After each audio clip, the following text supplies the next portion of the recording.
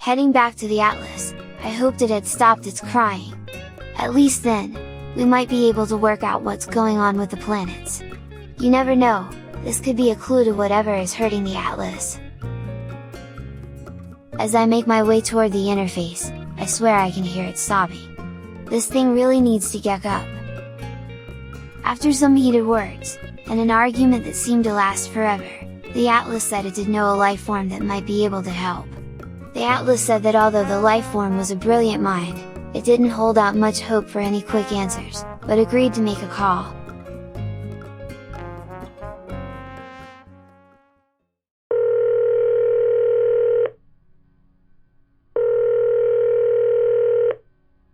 Hello. Hello Sean, it's the Atlas. I am in a bit of a pickle, and I need your help. Right?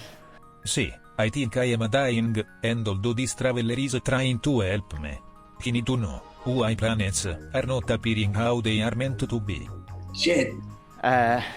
This is something that's becoming increasingly common, which sounds really weird to say out loud, but it's very important. If you choose to go forward, calm the storm, or set things right, there's only one thing that's credible, and that's your actions. And there's something really pure and simple about that. But actually, when you embark on something like this, nothing is more motivating for you. Learn to take a step back, enjoy it. That is the problem, Sean. Like he said, I am dying, so I don't have time to sit on the beach and drink pina coladas. Some real incredibly clear signals. Sounds cold and clinical, but I find a lot of meaning in it. I think things are a little bit harder. Sometimes. But what you do now is more important than what you say. You are meant to know the answers. You say I am your friend. Your help is as useful as the defense cheat I give to wimpy travelers as a joke. Thank you so much. So at first, the intensity of that feedback was overwhelming. I agree with you. You either had to hide or you had to face it, so Go into the darkness. be there to support. Just focus, get out and fight, and it can be scary. So, should I take form and help this little traveler? Yeah, if you want that, yes. No. Well, maybe. No. No, you can't. Terrible idea, but But what? I've probably made bad mistakes in my time, but doesn't matter. We've all done that. Mamma mia, enough of this rubbish. Can you help? The truth is, I've never. Never what? Sean, you are busting my balls. Everything is just data.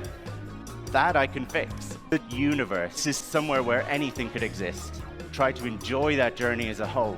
Whatever. Brief glimpses. Actually become a lot more zen about it. Forget about it. I'm dying.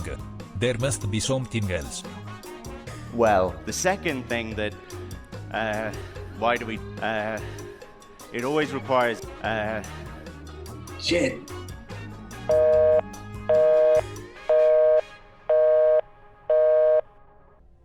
Well, that was about as useful as a fart in a spacesuit. My initial question was why the hell the Atlas had an Italian accent. But after hacking the databanks, I could see that its browser history showed a search for the most sexy voted accents. Unsurprisingly, it was from an Italian website, so hardly credible. But this was probably the only solid answer I was going to get today. Leaving the Atlas to continue sobbing in the dark, I thought I may as well go back to the planet, and check to see if this Sean had fixed anything in the data. Well, bugger me. Seems that Sean really could work magic. The planet was showing as the star nav said, and the little critters were back to their happy selves. I made my way to see Nada and Polo, hoping they might make sense of all this strangeness. Will they know how to save the Atlas? What a little dirtbag! Nada knew about all of this, but made me chase through hoops the whole time. They knew about the Atlas resetting itself, time and again, trying to purge an anomaly. Nada says they don't know how many times this has happened, that all must end, that even Nada and Polo can't escape reality as Data cannot survive. They say to make peace, find happiness, and be who I want to be.